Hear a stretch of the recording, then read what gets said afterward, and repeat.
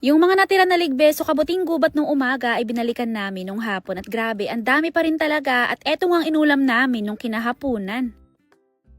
Kaninang umaga pa lang, nung paakyat kami dito sa kubo ay nakapagkuha na kami ng ligbes o kabuting gubat. Pero dahil nga yung mga pinagkuhanan namin ng mga kabuti ay marami pa ring maliliit kaya hindi muna namin kinuha lahat. At ngayong hapon nga na pauwi na kami papunta sa bahay ay kukuhanin na namin yung mga iniwan namin kaninang umaga. Ang alam ko talaga kanina nung nanguha kami ay kakaunti na lang yung mga maliliit. Pero ngayong pauwi na kami abay nagulat ako, marami pa rin talagang natitira. Yung dami na nakikita ko ngayon ng mga kabuti ay parang magkasindami lang din sila ng mga kinuha namin kaninang umaga ng mga nakabuka na. Nung umakit ang kapatid ko kaninang umaga, siguro ay mga bandang alas 8 yon, hindi niya pa napansin ang mga kabuti na to. Kasi kapag ka maliliit, hindi siya masyadong makita, gawa nga ng maiitim. Pero kapag ka ganitong nakabuka na, malayo ka pa lang ay talagang makikita mo na kaagad dahil namumuti na. Tuwang-tuwa nga kami dyan ng kapatid ko na nagbubunot ng mga kabuti o ligbis kasi ngayon pa lang namin naranasan na magbunot ng ganito na yung talagang tabi-tabi, madami. At dahil nga iilang piraso na lang din naman dyan yung nakita namin ng mga maliliit pa, kaya kinuha na namin lahat. Wala na kaming tinira kasi sigurado ako na bukas wala na rin gaanong tutubo. Parang napakaswerte nga namin ngayong araw kasi nakapag-ulam kami ng kabote at saka hindi kami masyadong nahirapan sa paghahanap, talagang sa tabing daan lang siya tumubo. Sabi ko nga dyan, parang masyadong papansin ang kabote na to kasi sa lawak na pwedeng pagtubuan dito sa bundok, abay dito pa talaga sa tabing daan sa pinag-akitan namin sa taas ng bundok. Diretso uwi na rin kami dyan pagkabunot namin sa mga kabote at pagka uwi sa bahay ay inasikaso ko na rin kaagad itong mga nakuha namin kanina. Pinagtatanggalan ko na ng mga lupa-lupa. Namitas na rin pala ako kanina ng 2 pirasong patola na isasahog ko dito. Tapos maglalagay din ako mamaya ng 2 balot na sotanghon. Kaninang umaga, ligbis ang ulam namin. Tapos ngayong hapon ay ligbis na naman. Ako kapag ganito ang ulam, kailangan marami na naman ang sinaing. Alam nyo ba, noong nakaraang taon, todo ang paghahanap ni Papa sa mga ligbis o kabote. Tapos wala kaming nakita at hindi rin kami nakapag-ulam. Tapos ngayon taon, abay nakakatuwa kasi hindi kami naghanap. Tapos parang yung kabote na talaga mismo ang lumalapit kasi sa tabing taan nga lang tumubo. Matapos kong linisin at gayatin yung mga kabote at saka patola, hinugasan ko na rin. At maya-maya nga lang din konti, nagsimula na ako sa pagluluto. Kaunting tubig lang din muna yung nilagay ko kasi mamaya kapag ka nilagay ko na yung patola ay magtutubig pa. Tinimplahan ko na rin yan ng asin, tapos nung kumukulo na ay saka ko lang nilagay yung 2 balot na sotanghon. At habang nagluluto nga ako dyan, natatakam na rin ako kasi ang sarap ng amoy niya, ang bango. Manamis-namis ang ligbes kapag kainulam at dahil nga bagong pitas din yung patola kaya siguradong mas masarap palalo ang sabaw nito mamaya. Tinikman ko na rin pala ang lasa niyan at ayos naman na. Hinihintay ko na lang dyan na maluto yung patola bago ko hanguin mamaya. Kapag magluluto rin pala kayo ng ligbes o mga kabote, subukan nyo yung ganitong recipe. Lalagyan nyo lang ng sotanghon at saka patola. Masarap. Sigurado ako na marami na namang maiinggit ngayon dito sa ulam namin. So yun lang naman for today's video. Thank you for watching. Kain po tayo. Ang sarap ng ulam namin.